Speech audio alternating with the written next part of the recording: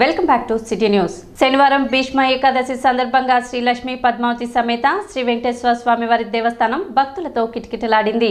ఈ సందర్భంగా విశేష అలంకరణలతో స్వామివారికి విశేష పూజా కార్యక్రమాలు నిర్వహించారు. భక్తులు అధిక సంఖ్యలో తరలివచ్చి స్వామివారిని దర్శించుకున్నారు. ఆలయ ఈవో అనుపమ పర్యవేక్షణలో భక్తులకు ఎటువంటి అసౌకర్యం కలగకుండా ప్రత్యేక ఏర్పాట్లు చేశారు.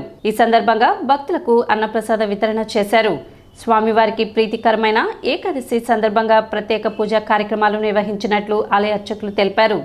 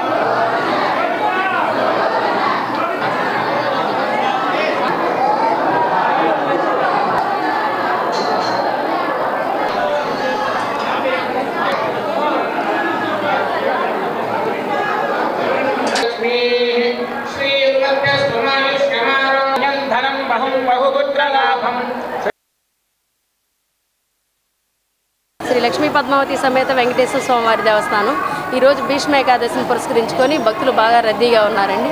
సుమారు ఉదయం నుంచి ఇప్పటి వరకు ఒక 15,000 నుంచి 18,000 వరకు దర్శనానికి వచ్చి ఉన్నారు. వాళ్ళకి సంబంధించి అన్నదానం ఇవి ప్రసాద వితరణ చేయడం జరుగుతుంది. కళ్యాణాలు కూడా ఈరోజు దాదాపు ఒక 15 కళ్యాణాలలాగా జరిగి ఉన్నాయండి. భక్తులకు కావాల్సిన సౌకర్యాలన్నీ ఏర్పాటు చేయడం జరిగింది దేవస్థానం తరపునండి. మాఘమాసం శనివారం ఏకాదశి కారణంగా భక్తుల రద్దీ విపరీతంగా ఉన్నది.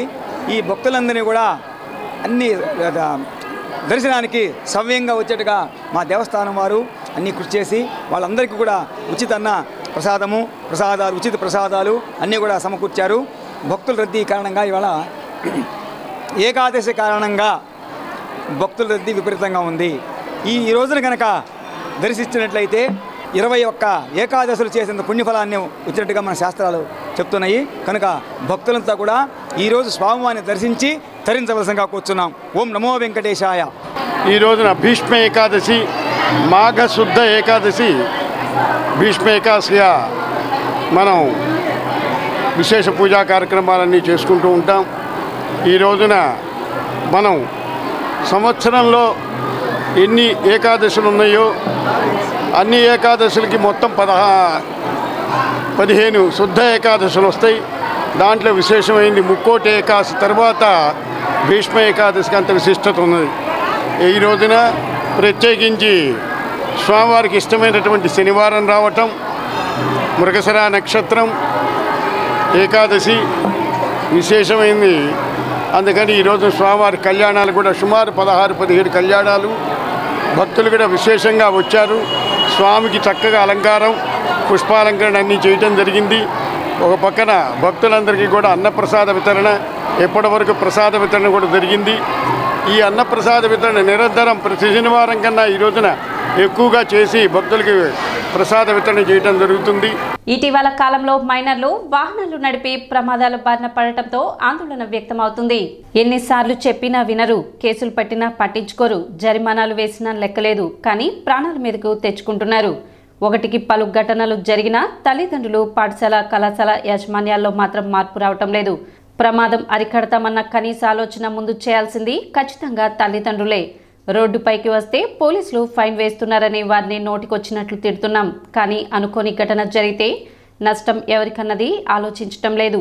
మైనర్ ర్యాష్ డ్రైవింగ్పై ఇప్పటికే అనేక మార్లు అవగాహన సదస్సులు నిర్వహించాం. అయినా మైనర్లు, వారి తల్లిదండ్రుల్లో మార్పు రాకపోవడం బాధాకరమని పట్టణంలో స్పెషల్ డ్రైవ్లు నిర్వహించేందుకు దృష్టి సారిస్తున్నాం. ముఖ్యంగా తిపుల్, మైనర్, ర్యాష్, స్నేక్ డ్రైవ్లపై దృష్టి సారించాం. ఖచ్చితంగా చర్యలు తీసుకుంటామని రవాణా శాఖ అధికారులు పోలీసులు హెచ్చరిస్తున్నారు.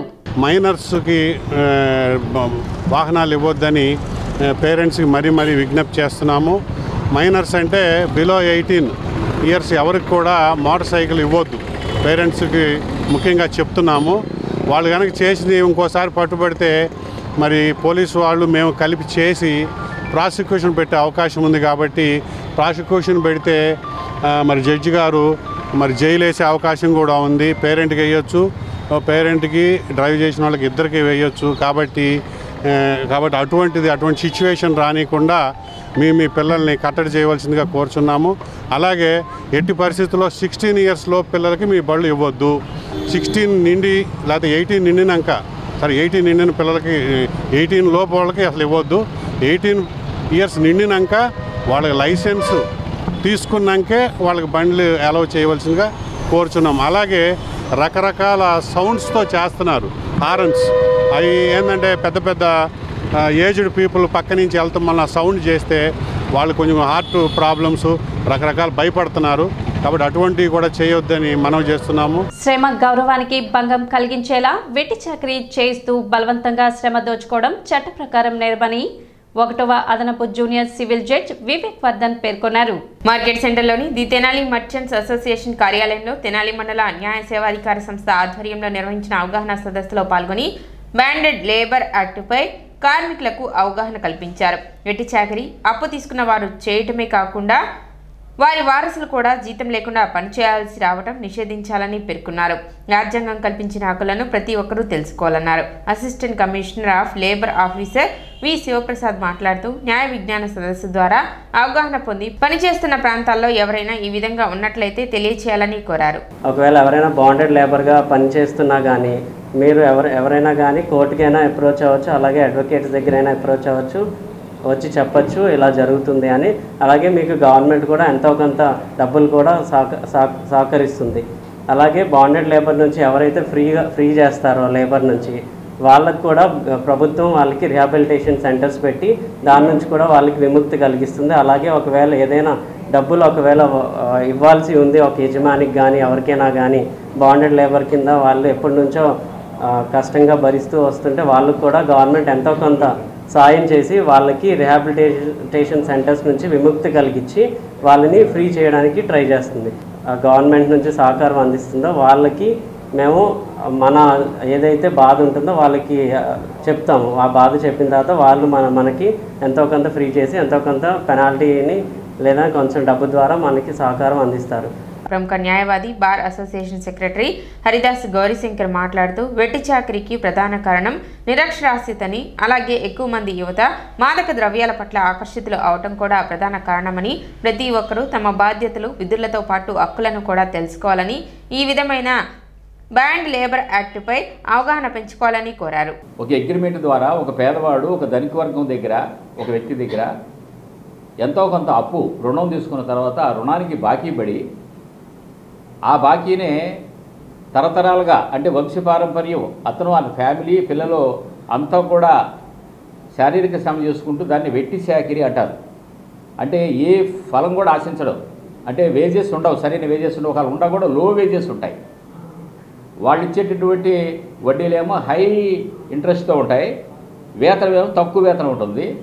అటువంటి పరిస్థితుల్లో ఉన్నటువంటి కండిషన్స్ కానీ తర్వాత వాళ్ళకి ఎటువంటి హక్కులు అంటే వాళ్ళు ఫ్రీగా మూవ్ కావడానికి అవకాశం ఉండదు, స్వేచ్ఛగా ఫ్రీడమ్గా ఎక్కడ కూడా పోవడానికి అవకాశం ఉండదు. ఆ యొక్క పని వాతావరణ పరిస్థితుల్ని తప్పించి ఆ ప్రాంగణం తప్పించి వేరే ప్రాంతానికి వెళ్ళడానికి కూడా అనుమతులు ఉండవు. అటువంటి పరిస్థితుల్లోనూ ఆ సిచ్యువేషన్స్ అన్నింటిని కూడా బాండెడ్ లేబర్ అంటారనమాట. అంటే వాళ్ళకి రైట్స్ అన్ని కూడా కోల్పోతారు. అంటే భూ యాజమాన్య అంటే ల్యాండ్ లార్డ్స్ కానివ్వండి, తర్వాత ధనవంతులైన వ్యక్తుల దగ్గర ఈ విధంగా చేజిక్కించబడినటువంటి పేదవారు అనుభవించేటటువంటి తీరునే బాండెడ్ లేబర్ అంటాం అన్నమాట. న్యాయ విజ్ఞాన సదస్సులో ఎంఈఓ వి జయంతిబాబు, సీనియర్ న్యాయవాది Sheikh Hussain, the Tenali merchants association అధ్యక్షులు గుర్రం ఉదయశంకర్, కార్యదర్శి కె కృష్ణకిషోర్లతో పాటు పలు వాణిజ్య సంస్థల పనిచేస్తున్న కార్మికులు పాల్గొన్నారు. బాండెడ్ లేబర్ మీద మరి ఈ కార్యక్రమం ఏర్పాటు చేయబడింది. బాండెడ్ లేబర్ అంటే వెట్టి చాకరీ. మరి చిన్నపిల్లల చేత పని చేయించకూడదని చట్టం చెప్తా ఉంది. దానికి ఒక ప్రత్యేకమైన చట్టం ఉంది. ఎక్కడా కూడా మనం మరి అంటే ఇప్పుడైతే మరి చిన్నపిల్లలు తక్కువగా ఉంటారులేండి, మరి అవి ఎక్కడ గనుల్లో కార్మికులు పనిచేసే వాళ్ళ దగ్గర అలా చిన్నపిల్లలు చూస్తూ ఉంటాం. అది చట్టరీత్యా నేరం.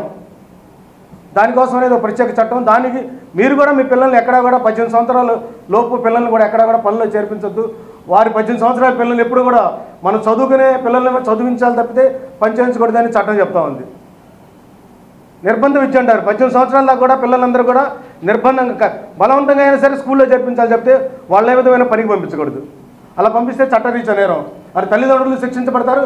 అలాగే ఏదైతే మనం పనిలో పెడతామో యాజమాన్యాలు కూడా శిక్షించబడతాయి ఈ చట్టం ద్వారా. ఇలాంటివి అనేది కూడా ప్రతి ఒక్కరు కూడా అవగాహన తెచ్చుకొని. సిటీ న్యూస్ ముగించే ముందు ముఖ్యాంశాలు మరోసారి.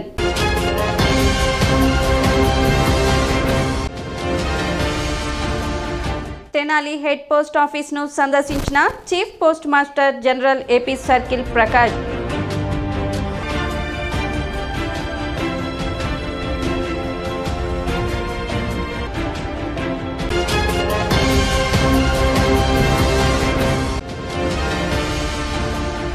వైభవంగా ప్రారంభమైన శ్రీ పంచముఖ ఆంజనేయ స్వామి దేవస్థానం వార్షిక బ్రహ్మోత్సవాలు.